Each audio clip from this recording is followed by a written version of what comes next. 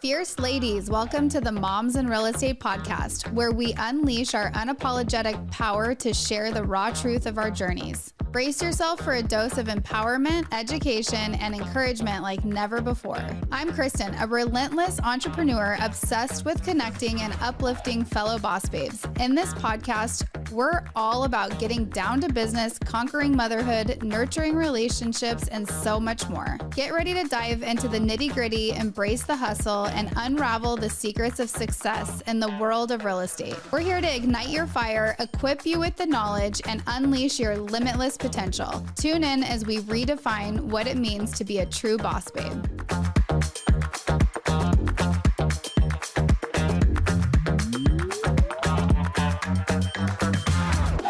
Hello, Moms in Real Estate. I am so excited today because I am bringing you an amazing real estate agent from Las Vegas. Her name is Vicky, and we got to actually meet from Tina, which you guys all know Tina Marie out of Hawaii. She's been on the podcast. She's in the Moms in Real Estate Facebook group.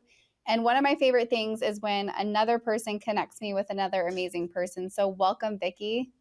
Thank you so much for having me. And I absolutely love Tina. She's the sweetest. She really is. I feel like I just smile when I think of her because she just cracks me up.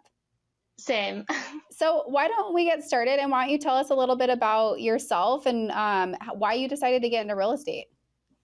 Sure. So I've always been interested in real estate all my life, but my husband actually was a realtor first before me. So he's been in real estate for over 13 years now. And I always helped him on the back end with marketing and the contracts and transactions. And then eventually I just really felt compelled to be face to face with the clients. And so that's how I ended up getting licensed myself. That's cool. And I love like the husband-wife duos. I don't think it would ever work for me and my husband in real estate, but I'm friends with a lot of couples that like team up and do this. And I always think it's like such a fun dynamic. It is awesome. It definitely has its pros and cons. So he's been doing it for so long where he's great at like turning it off. But for me, I have all these ideas that I want to implement. And so like at night, I'll just, I'll still continue to talk about real estate, which can, be a lot, but he's great. And he's my best friend. So it works incredibly well for us. Oh, that's so great. Yeah. So how long have you been selling real estate now? If you said he was 13 years, you came in when? So I'm 4 years now. 4 years. Okay. That's awesome. What's kind of, I actually know the answer to this, but I want you to tell everybody, what is like your main lead gen pillar that you're focused on right now? Yeah, great question. So my main lead gen pillar right now is actually YouTube. Yes. So we're coming up to about a year now on YouTube, and it's just been really great for us. It was a slow start, but definitely picking up steam for sure. Yeah. And YouTube is, you guys, just like anything. And we talk about this on the podcast all the time. That's a hard one because you're like recording videos every single week and putting stuff out there with little traction before you start to see like, okay, oh my gosh, this is working. And I know like a lot of people don't like to do videos of themselves. And I'm always like, you just have to do it. And like, don't stress out about it. So was it really hard for you building up that momentum over the last year? And when did you start to see that, oh my gosh, this is working? Yeah. So we had always been told it's going to be a slow start. Don't expect anything from it for even the first 4 months. And so we kind of went into it knowing that it will be a slow start. Don't expect anything. But that's exactly what happened to us. It was about the 4 or 5 month mark when we did get our lead from YouTube. And I will say it was so validating and it was so rewarding because the client we got was just very aligned with who I am as a person. They also have kids and they were so relatable and just the kindest people ever. And so it felt like I was definitely attracting the people that I want to work with. I love that. And yeah. And so after that, it really, once you hit a certain milestone when you do YouTube, or anything consistently for that matter, when you're not necessarily getting the results that you want, but once you do get that, hit that milestone or get that validation, it just really pushes you to continue to move forward. And so that was really great. I think we're about 48 videos in now. We do one once a week.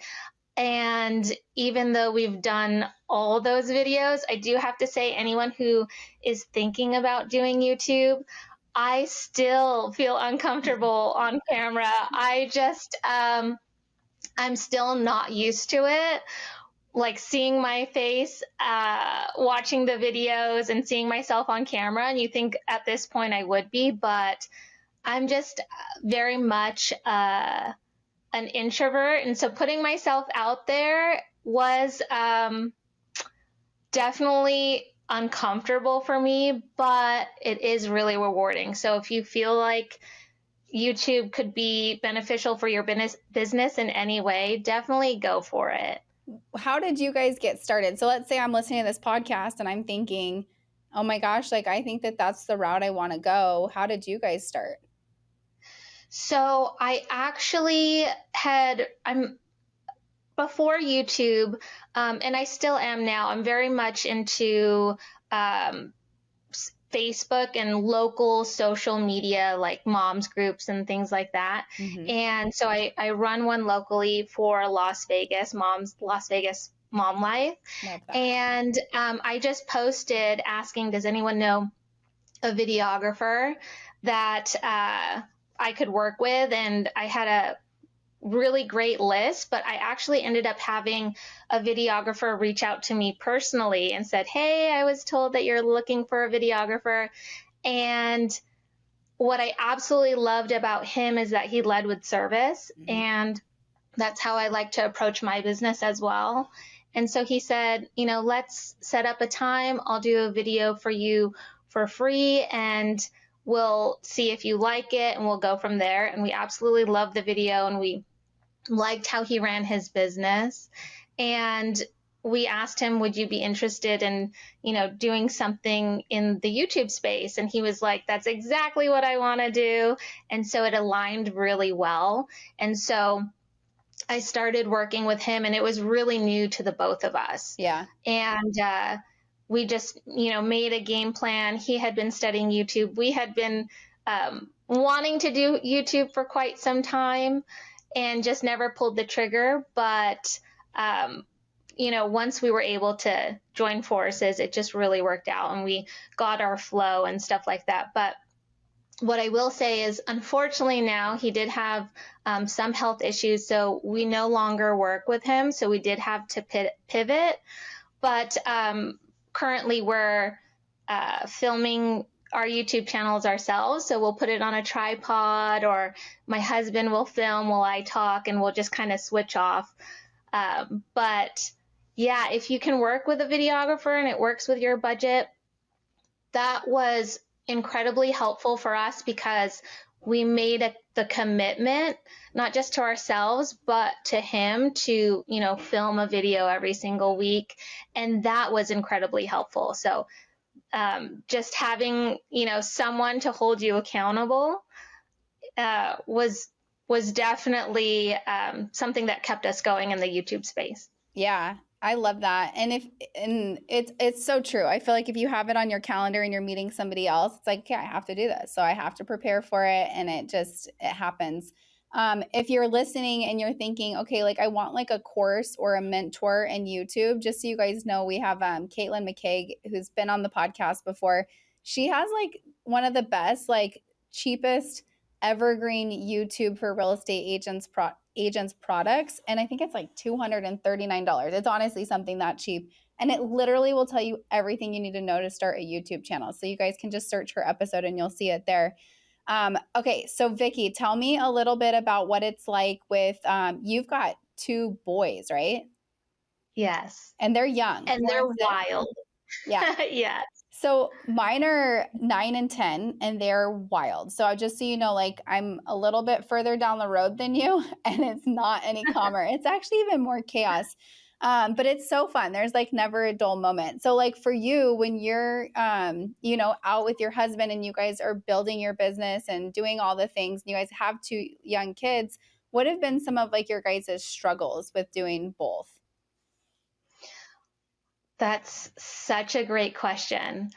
Um, our struggle definitely is, for me, sometimes I feel like where is a good balance for me? And I love to work, but I love spending time with my kids too. Mm-hmm. And sometimes I want to do both. So I will bring my kids to showings or will actually bring them to film. And that can get a little chaotic too when you're trying to film a YouTube video, but then your kids are, playing around too. And my kids are young. They're 4 and 6. So it is definitely a balancing act and it can be a juggle, but we just kind of just have to go with the flow and try to make it work as best as we can. Of course, sitters may cancel and, babysitters might cancel and you just kind of have to figure it out, but they're great and we just make it work. They know a lot about real estate at this point, these little kids. So yeah. Hi, I'm Barbara, your tax coach, and we help business owners like you save money in taxes. My tax tip of the day today is, did you know that meals, snacks, alcohol at your showings are actually 100% deductible? Typically, business meals are 50% deductible, but when they are related to showing homes, traveling, networking for showings, they can be 100% deductible. So make sure on your profit and loss or your income and expense spreadsheet that you break out 50% business meals versus 100% deductible business meals. So for more tax tips and tricks, follow Your Tax Coach on Instagram. That's so fun. What have been like some of like the things that you're like, okay, if I had to give a mom with young kids who's starting in real estate a little piece of advice, what would you tell them? So for me, when I first started real estate, my second was really young, and I would be breastfeeding and putting him down for a nap, but then kind of what is that called, nap trapped. So I couldn't let him down without him waking up. And so I would just go on social media and make posts about real estate or post videos that I had taken, at a previous listing or new construction, just videos of really gorgeous properties. And I would just post them, looking disheveled and being with my young ones. And that was incredibly helpful for me growing my business because I didn't really have the time to, go on coffee dates or go to meetups or really network in the way that I thought prospecting or lead generating would work. And so I kind of just really hopped on social media, and that helped me grow my business while, being at home in my pajamas or like cooking or, just running around with the kids. So that was really helpful.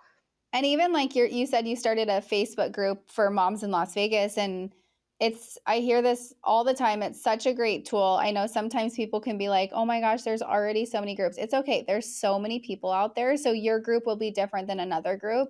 So tell us a little bit about like maybe if somebody was to start a Facebook group to expand their network and to meet other people that are in a similar stage of life, because if you get clients from a mom's Facebook group, guess who can totally come on appointments with you is your kids. And it's normal, right? And so kind of maybe give a little bit of advice if somebody was thinking like, maybe I go down the Facebook group route. So how I initially grew my Facebook group was, actually through giveaways. So what I would do was I would reach out to local businesses, just send them a quick email saying, I run this local Facebook group. Would you be interested in sponsoring a gift card, a ticket, something like that? And I would have businesses say, absolutely, come pick it up here. I got a gift card for, I remember when I first started at Topgolf, a burger restaurant, some coffee shops.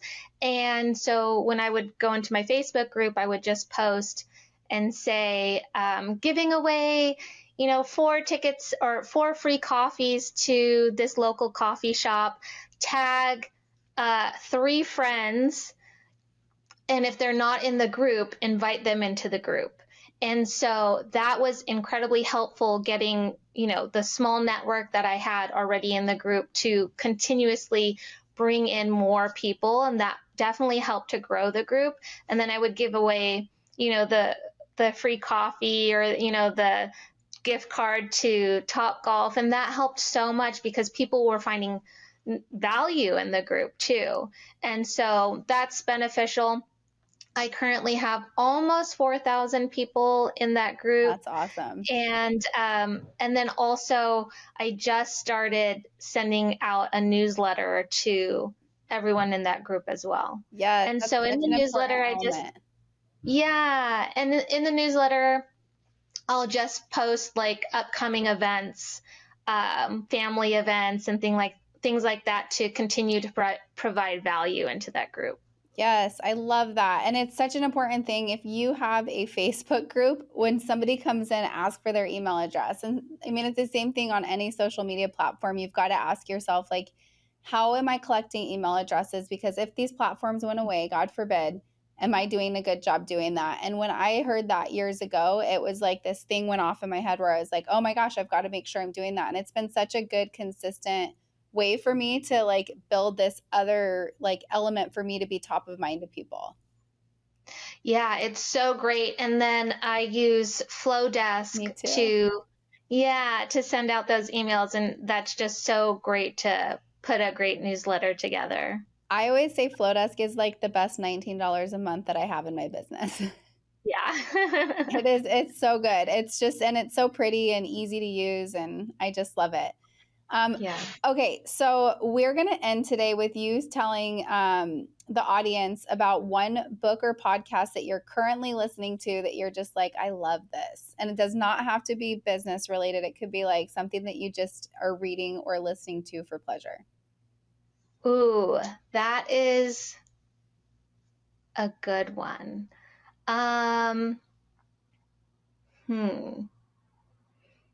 I would say just for fun, I love the podcast Giggly Squad.